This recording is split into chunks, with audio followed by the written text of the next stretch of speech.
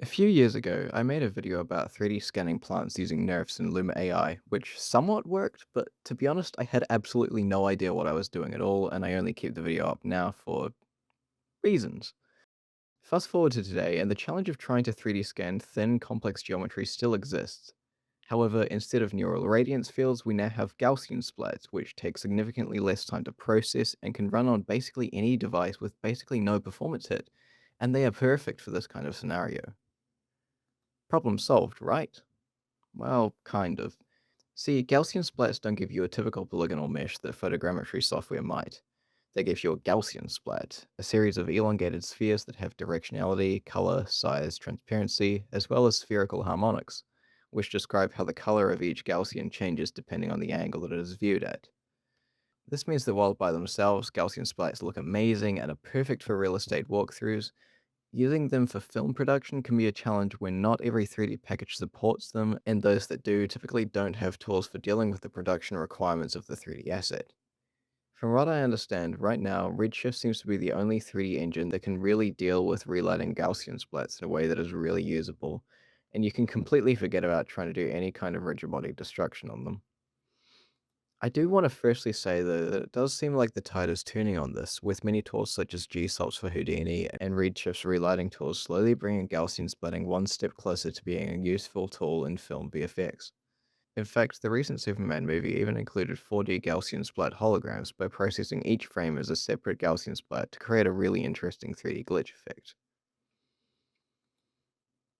All of this is to say that, despite the virtual inability to scan any kind of thin geometry, polygonal 3D scans are still far more useful than 3D assets for film production than Gaussian splats. But what if there is a middle ground? What if we could capture the detail of a Gaussian splat in a polygonal mesh? This is actually surprisingly straightforward. As Gaussian splats are essentially just elongated spheres, we can simply represent these as polygonal elongated spheres. In Houdini, this is literally as simple as using a copy to points node connected to the PLY file in a polygonal sphere. After doing this, we can remesh the spheres by converting them to a VDB, then back to polygons. Then we can UV unwrap this mesh and process a diffuse texture. But we've still got all of the spherical harmonics data that we're doing nothing with at all. Well, as I realize, if you firstly get the absolute form of all of this data, i.e. if the value is below 0, the value will be multiplied by -1, then add all of it together for each Gaussian, invert this value, and fit it back between a 0 to 1 range, you essentially have yourself a roughness map, because all that is really being described by the spherical harmonics data is how much each splat changes in color and value depending on where you look at it. Therefore, rougher surfaces will see less change and shinier surfaces will see more change. This is not perfect by any stretch of the imagination, and I haven't done a lot of testing of this, but I would imagine that on very shiny metallic surfaces and uneven lighting conditions, the resulting map would be very splotchy. But from what I've seen from having done a few plant scans, it actually works pretty well if you're just looking for an approximation. Although none of this is really too complex to set up in Houdini, it is still a little time consuming if you've got a whole bunch of scans that need to be processed. Fortunately, I've packaged my setup into two different HDAs, one that meshes the splats and another that generates and bakes the roughness maps.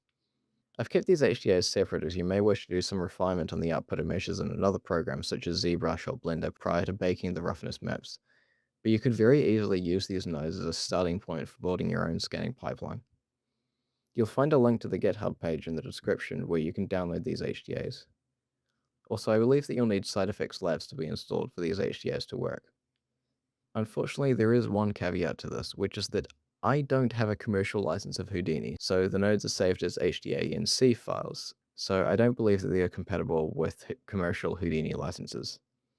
But if someone out there with a commercial license wanted to do a little Control-C, Control-V, I mean, I'm just saying. This does also require two additional pieces of freed software, being Reality Scan and Lichtfeld Studio. You could possibly use different software, but bear in mind that the node setups I have made have only been tested on these, and there are a few things like reorienting the scans that I had to do that I'm not sure would be the same for every piece of photogrammetry and Gaussian splatting software. So the first step is to capture your scan. I'm using a GoPro for this as it has some really nice image stabilization, but even the camera on your phone will suffice. Next, you'll want to record a video trying to capture as many angles of your subject as possible. Fortunately, as our model will be meshed from a Gaussian splat, we're not too concerned with the length of the video. The video I took for this scan was just under 50 seconds. Then in After Effects, I brought the video in, sped it up to 10 times its original speed, and output this as a JPEG image sequence. This sequence was only 116 images, which is a mere fraction of what a photoscan would require to get anything remotely usable. Once we've got these images, we can then bring them into Reality Scan. We're bringing them into the Reality Scan first rather than directly into Lichtfeld Studio for a couple of reasons, being that Reality Scan aligns images far quicker and more accurately than Lichtfeld Studio, as well as that we're going to be bringing our model back into Reality Scan later to process the diffuse map. Simply drag and drop the folder with the images, and then you can click this button here that says Align Images. As I want to get a comparison though of the mesh output from Reality Scan with the mesh output from the Gaussian Splatting remeshing process, I'm going to click this Start button here, which will process the scan from start to finish. I was actually quite impressed with the quality of this scan, as oftentimes Reality Scan will just straight up produce nothing when there is any kind of thin geometry. However, when looking around the sides where I wasn't really able to capture anything, you can see that the textures are doing a lot of heavy lifting. We're now ready to bring our camera alignment into Lichtfeld Studio, so under this Alignment tab under Export, click on Registration. You'll want to save this in the Col Map text format and place it somewhere useful. Ensure that Export Images is enabled and hit OK. Now in Lichtfeld Studio, drag and drop the folder containing the Col Map dataset. For performance purposes, I changed the max Gaussians to 1 million and click Start Training. I could have also decreased the number of iterations considerably, as after it hit 1 million Gaussians, more iterations didn't really change anything at all. I simply stopped the training there, then exported it as a PLY file. In the soft context in Houdini, you can then bring the PLY file in through a file node. If you've installed the HDAs, you should then be able to add in the gsplat to mesh node. Connect the PLY file up to the first input, and for the second input, add in the object which will be used to crop the splat down to one particular area. You can then click on this button to preview the crop region. I wanted to firstly get rid of a few of these floaters, as they can cause artifacts to emerge in the mesh further down the road. You can also use this alpha threshold slider, which removes splats based on how transparent they are. Just be careful not to bring this up too high, or you'll start to lose detail in the model. Next, we can convert our splat into a VDB. I would recommend putting this number up way higher to begin with, and then bringing it down depending on the accuracy of the VDB and how much your computer could handle. I firstly set this to 1, which was obviously way too high, then to 0.1, then to 0.05. I tried 0.01, but after a few minutes it caused my computer to freeze up and I had to kill Houdini. 0.03 felt like a pretty good middle ground for me, and I think it took just over a minute to complete. The next step is to convert the VDB back into a mesh. There are two sliders here for the remesh quality and the smoothing amount. The remesh quality describes the percentage of the poly count that will be kept after converting the VDB to polygons, and the smoothing amount describes the amount of smoothing that occurs on a smooth stop after the model has been remeshed. If you're not happy with the result, this slider can be changed even after preview mesh has been pressed, and it shouldn't take too long to see the difference it makes. I think this took about 5 or 6 minutes to complete, which is quite a while, but the next step took by far the longest. For UV unwrapping the mesh, you can use multiple UDIMs if you want to get more resolution. If this is just for a background asset, one UDIM will more than suffice, but as I wanted to show the UDIM process, I'll keep this on 2. This took about half an hour to complete, primarily due to this lab's merge small island swap. If you wanted quicker results, you could go and unlock the HDA and disable this node, but bear in mind that this will result in more UV seams in the mesh. Once this was finally complete, I put down a couple of file nodes on the first and last outputs and saved them out as OBJs. I also put a file cache node on the second output and saved to disk. This is important to do at this stage, as we don't want to have to go and repeat this whole process if Houdini decides to suddenly crash at some point. The first output here is just the typical meshed output that is being correctly oriented to Houdini. The second output pertains to the Gaussian splat that we brought in, which we will need later when generating the roughness map, and the third output is the same as the first output, but oriented so that it can be brought back into Reality Scan. After having written out this third output, in Reality Scan, click on the Mesh Model tab and click Import Model. Navigate to the model exporter from Houdini and click OK. Next, you can simply click Texture. Back in the Workflow tab, click Export, Just Textures, and save the textures somewhere convenient. We're now ready to bake the roughness maps. Back in Houdini, firstly put a timeshift stop under the Gaussian Splat cache node and freeze it on the first frame.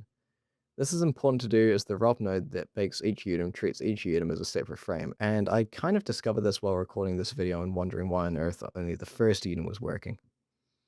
Next, add the Bake G Splat roughness node and connect the mesh to the first input and the Gaussian Splat to the second input. You have a few different options on this node for the point scale of the mesh, the texture resolution, the number of Udems, and the texture path. Ensure that the number of Udems is set to the same number as you set in the G-Splat to mesh node. If you click on Bake Mesh Preview, you can now see the Gaussian Splat point cloud represented by spheres. We can increase the mesh point scale to increase the density of this point cloud. I'm going to leave it on something like 0.08. As you can see from this message, you'll get a much better preview of the roughness map if you disable lighting and change the geometry display view to smooth shaded. Set the texture path to somewhere convenient. I set mine to the same path as the diffuse maps generator from Reality Scan.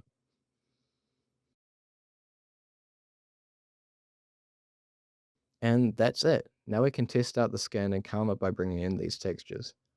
You'll probably want to do a bit of correction on the roughness map to get it how you want, and in this case I can also use the green channel as a factor for the amount of subsurface scattering on the mesh so that I can get some nice looking transparency.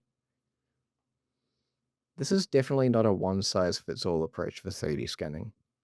Based on my tests, it seems to produce more accurate meshes but with a lower surface quality, meaning that while it tends to be better at representing the shape of the object, the surface itself tends to be quite bumpy due to the nature of Gaussian splats being spherical. The smooth amount can fix this to an extent, but you then lose some of those sharp edges. Therefore, I think this method is significantly better for scanning any kind of intricate organic objects than traditional photogrammetry. However, with hard surface objects, you are much better to just use traditional photogrammetry. You will need more images to get a good result from this, but this pretty much gets rid of all of the bumpiness and produces much cleaner results. With organic objects, this isn't really an issue, and the bumpiness can even make the object feel more organic. And although these scans take a lot longer to process than a traditional photo scan, it is well worth it simply for the reason that it is next to impossible to get a good scan of a plant or a tree from traditional photo scanning. But why not just use speed tree, I hear you say? And that's a pretty good argument. The poly counts from these scans are very excessive. You could do some retopology with the Z-Remesher and ZBrush to make this a little nicer, but this does take a lot more time than just creating a plant or a tree from scratch with SpeedTree. But if you've got a specific plant that you want to scan, or perhaps you want to capture the area around this plant or trees as well, then you're probably best to use this method. Also, getting realistic results with SpeedTree can be difficult if you don't know what you're doing, and as Ian Hewitt would say, photos are photoreal because they're photos. And a photo scan is really just the next step up from this.